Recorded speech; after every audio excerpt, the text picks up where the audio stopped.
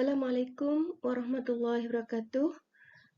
Hari ini Ustazah ingin berkongsikan satu cara mudah untuk mengingat sesuatu tajuk dalam pelajaran kita.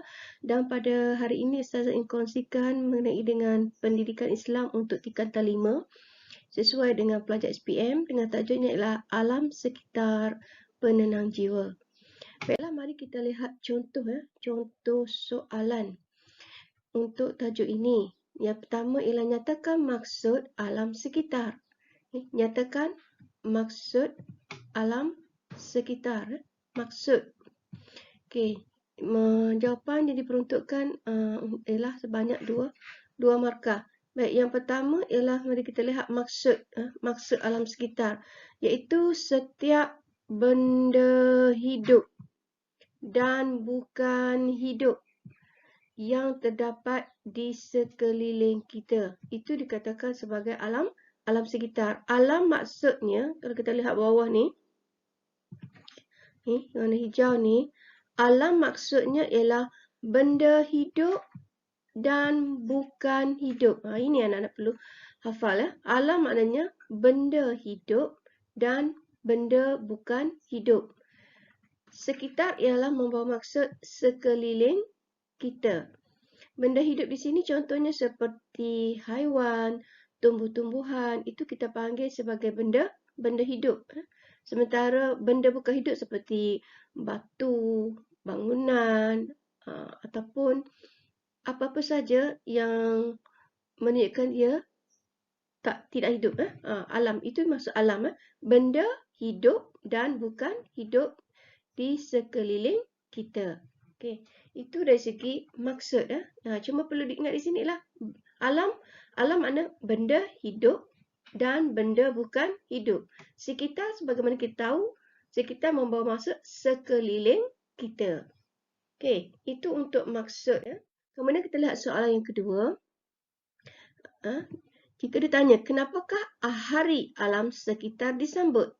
Sebagaimana kita maklum, Hari Alam Sekitar akan disambut pada 21 hingga 27 Oktober setiap tahun selama seminggu. Jadi untuk apa Hari Alam Sekitar ini disambut? Markahnya ialah sebanyak 2 markah. Jawapannya ialah untuk memberi kesedaran. Ini kata kunci di sini.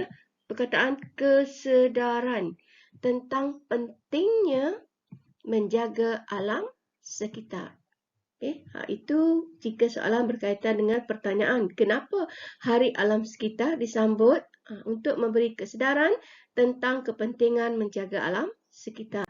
Kemudian soalan yang ketiga berkaitan dengan tajuk ini, jelaskan 2 adab terhadap alam sekitar. 2 adab. Jadi markahnya ialah 4 markah. Di sini bermakna 1 jawapan 2 markah. Baik, di sini Ustaz kongsikan ialah berkenaan dengan cara untuk kita mengingat. Yang pertama ialah 2F. 2F di sini bermakna flora. F yang pertama ialah flora dan F yang kedua ialah fauna.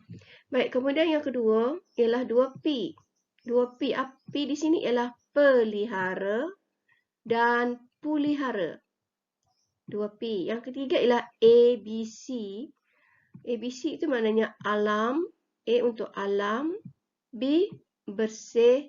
C ceria. ABC. Kemudian JA. JA maknanya berhemah menggunakan air. J ialah jimat. Untuk kita ingat. JA makna jimat air. Sentiasa berhemah menggunakan air. A itu ialah air. Kemudian JS. JS maksudnya ialah jaga sungai. Jaga sungai. MA, yang akhir sekali adab yang terakhir ialah MA, iaitu maknanya ialah mesra alam. Mesra alam. Itu adalah adab. Tengok balik. Yang pertama ialah 2F. 2F di sini ialah flora dan fauna, iaitu sentiasa mengekalkan ekosistem flora dan fauna. Sudah cukup untuk soalan jelaskan. Kemudian yang kedua, 2P, iaitu sentiasa pelihara dan pulihara alam sekitar. Yang ketiga, berusaha mengekalkan alam sekitar, yang B maknanya bersih dan C ialah ceria. Yang keempat ialah J, jimat air, iaitu sentiasa berhemah menggunakan air ataupun sentiasa berjimat dalam menggunakan air. Yang seterusnya JS. JS maknanya sentiasa menjaga kebersihan sungai.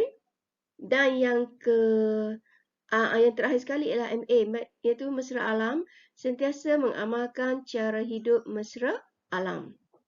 Okey, cuma anda perlu ingat ialah 2F, 2P, ABC, JA, JS, MA. Itu untuk adab, untuk adab. Baik, kemudian bagi soalan, jelaskan. Okey,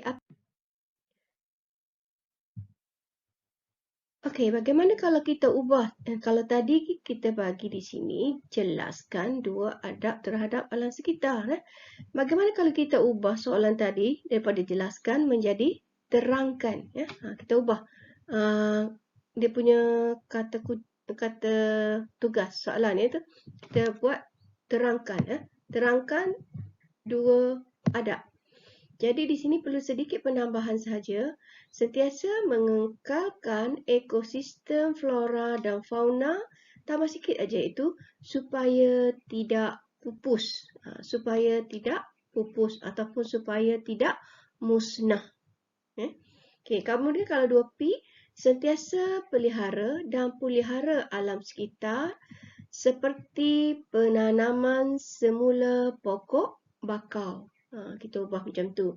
Yang ketiga, berusaha mengekalkan alam sekitar yang bersih dan ceria seperti mengadakan gotong royong, membersihkan kawasan perumahan dan asrama.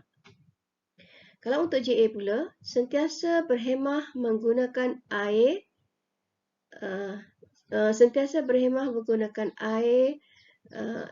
dengan cara berjimat cermat contohnya.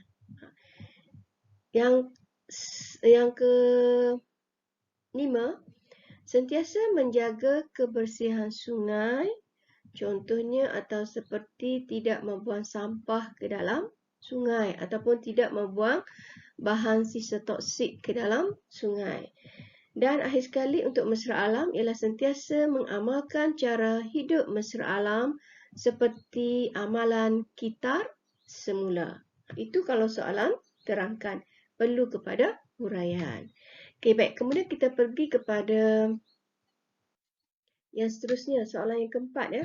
Baik, soalan yang keempat berkaitan dengan terangkan dua hikmah beradab terhadap alam sekitar. Okey, soalan terangkan. Bila sebut soalan terangkan, mesti ada isi dan huraian. Jadi di sini lahir insan cinta alam sekitar. Ini isi ya. Lahir insan cinta alam sekitar kerana mencari tanggungjawab yang diamanahkan. Ataupun kita ambil jawapan lain.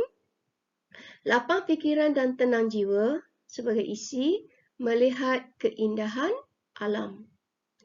Dan jawapan yang ketiga, melestarikan alam sekitar yang indah untuk manfaat generasi akan datang.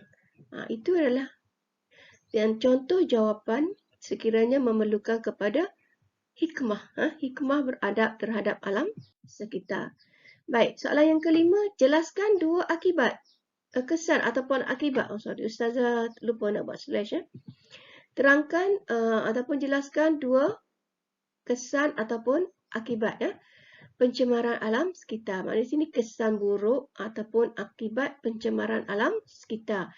Okey, jawapannya apa berlaku sekiranya kita tidak mengambil kisah ataupun tidak prihatin berkenaan dengan pencemaran alam sekitar. Akan berlaku penurunan tahap kesihatan. Yang kedua, penipisan ozon. Yang ketiga, kepupusan flora dan fauna. Itu adalah contoh untuk soalan jelaskan dua kesan buruk ataupun akibat pencemaran alam sekitar. Baik. Kemudian cuba tengok contoh ni. Gambar gambar di mana berdasarkan gambar di atas jelas apakah cadangan anda untuk mengatasi perkara ini daripada terus berlaku. Kalau kita tengok gambar ni, gambar orang membuang sampah di tepi jalan itu adalah satu situasi yang biasa kita lihatlah. Sampah banyak di tepi jalan boleh memberi gangguan kepada pengguna jalan raya, boleh memberikan situasi bahaya sebenarnya juga sampah berada di sekitar jalan raya. Baik, cuba kita lihat cadangan anda untuk mengatasi perkara ini daripada terus berlaku. Huraikan soalan kebat. Baik, ini contoh Ustazah bagi. Kita boleh mengadakan kempen kesedaran. Kempen kesedaran. Ini adalah cara kita. Kempen kesedaran di kalangan masyarakat tentang pentingnya menjaga alam sekitar. Ada isi kempen kesedaran tentang pentingnya menjaga alam sekitar, huraian. Kesannya ini ialah huraian lengkap. Kesannya akan melahirkan masyarakat yang lebih prihatin dalam menjaga kebersihan. Kesimpulannya, kita hendaklah saling bekerjasama dalam menjaga alam sekitar supaya sentiasa bersih dan sihat. Okey. Boleh anak-anak faham bagaimana cara kita cara ataupun tindakan yang boleh kita lakukan bagi mengelak daripada situasi berlakunya seperti dalam gambar sebelum ini. Baiklah, sampai di sini dahulu perkongsian Ustazah berkaitan dengan bagaimana cara untuk kita mudah mengingat satu-satu tajuk. Yang penting sekali, mesti anak-anak cuba amalkan akronim tertentu supaya kita cepat ingat, mudah ingat sesuatu isi. Okey. Sekian, wabillahi taufiq wal hidayah. Wassalamualaikum warahmatullahi wabarakatuh.